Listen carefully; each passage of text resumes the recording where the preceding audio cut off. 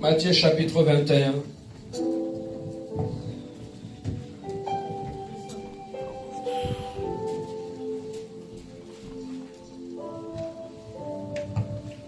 Matthieu chapitre 21, verset 12 à 13.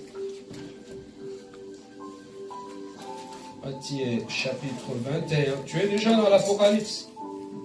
Nous allons nous lever. Au commencement était la parole était Dieu. Amen. Hein? Alors, lorsque nous lisons les Écritures, une façon d'honorer la parole de Dieu, nous allons toujours commencer à le lire debout. Amen. Non? Amen. Matthieu 21, chapitre 12 à 13. Est-ce que nous pouvons tous les lire d'un commun accord? Oui, Jésus entra dans le temple. Matthieu chapitre 21, verset 12 à 13. Oui.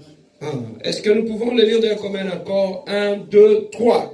Jésus entra dans le temple et chassa tous ceux qui vendaient et qui adhéraient dans le temple. Il versa les tables des changeurs et les sièges des vendeurs de polombes. Et il leur dit, il est écrit, ma maison sera appelée une maison de prière, mais vous en faites une caravane de voleurs. Amen. Amen. Amen. Nous pouvons nous asseoir.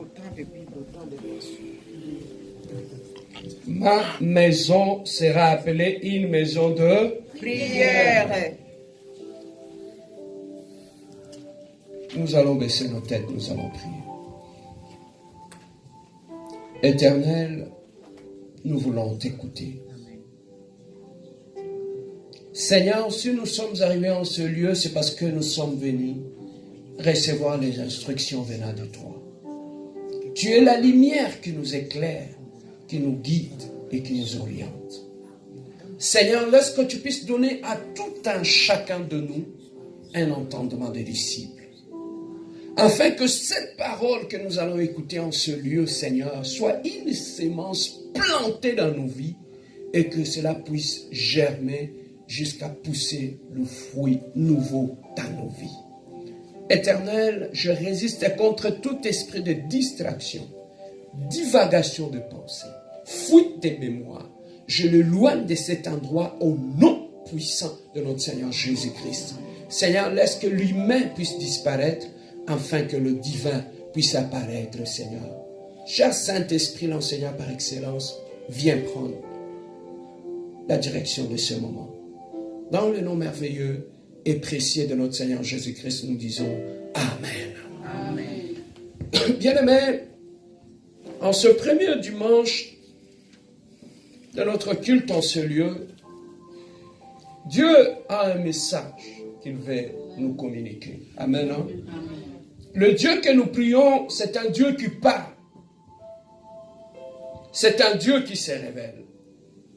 À chaque fois que Israël marchait avec Moïse, ce qui avait fait sa force pendant qu'il marchait avec le peuple d'Israël, il cherchait toujours la volonté de Dieu. Il voulait toujours se rassurer qu'ils sont dans la volonté de Dieu et que Dieu est avec eux. Bien-aimés, dans ce verset que nous venons de lire, Jésus-Christ était rentré dans les temples. Et comme nous le savons très bien, si je vais commencer depuis le début, Israël voulait marcher avec Dieu. Il a dit, nous avons vu ce Dieu-là travailler avec notre ancêtre Abraham, avec Isaac, avec Jacob. Mais on nous a parlé de ce Dieu-là. Mais ils ont fait une demande à Moïse. C'est Dieu qui nous a sortis de l'Égypte. Nous voulons une chose, qu'il soit aussi présent au milieu d'eux. Amen. Ils voulaient que Dieu soit présent au milieu d'eux. Moïse a dit, je vais aller consulter Dieu et je reviendrai vous dire. Mais Dieu a dit une chose à Moïse, il a dit, ce peuple c'est un peuple qui était dit. Je suis un Dieu saint. Si j'habite au milieu de vous, je vais vous exterminer. Car mes yeux n'acceptent pas le mal, n'acceptent pas le péché. Et Dieu étant un Dieu d'amour, est-ce que quelqu'un peut dire Dieu d'amour? Dieu d'amour. Dans son amour, malgré que c'était difficile la demande qu'Israël lui avait faite, il a quand même dit à Moïse, pour que je sois présent au milieu de vous, je vais créer un point de contact entre moi et vous. Est-ce que quelqu'un peut dire point de contact? Point de contact. Je dois, pour être présent au milieu de vous, Dieu a demandé à Moïse, tu vas construire le tabernacle. Et ce tabernacle va être une représentation de ma présence au milieu de vous. Et pendant que Moïse voulait construire, Dieu lui a dit stop. Je te donnerai le modèle moi-même. Amen. Voilà pourquoi, bien aimé, je comprends une chose. Lorsque tu marches avec Dieu, souvent on a l'habitude que, bon, je priais, Dieu est avec nous, c'est fini, on s'en va. On fait tout ce que nous voulons. Non. Lorsque Dieu te dit, lève-toi, pour que tu puisses avancer, tu dois écouter Dieu. Le problème est que nous avons Dieu, mais nous échouons. Pourquoi? Parce que on n'a qu'un Dieu, on nous a appris un Dieu à qui on parle, mais un Dieu qu'on n'écoute jamais. Et c'est ça qui fait que quand tu finis ta prière, tu te lèves directement. Tu parles. Est-ce que après avoir fait ta prière, est-ce que tu peux rester calme et écouter Dieu?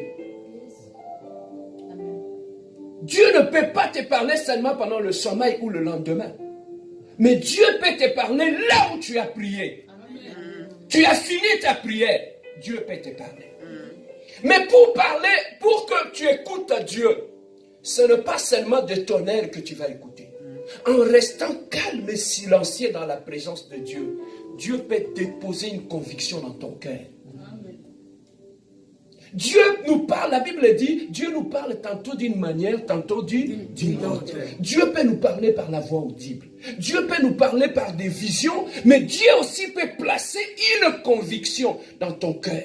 N'as-tu jamais vu que tu voulais prendre une décision? Tu t'es dit, je vais prendre le temps d'abord de prier. Et lorsque tu as prié, à la fin de ta prière, tes idées changent. Amen.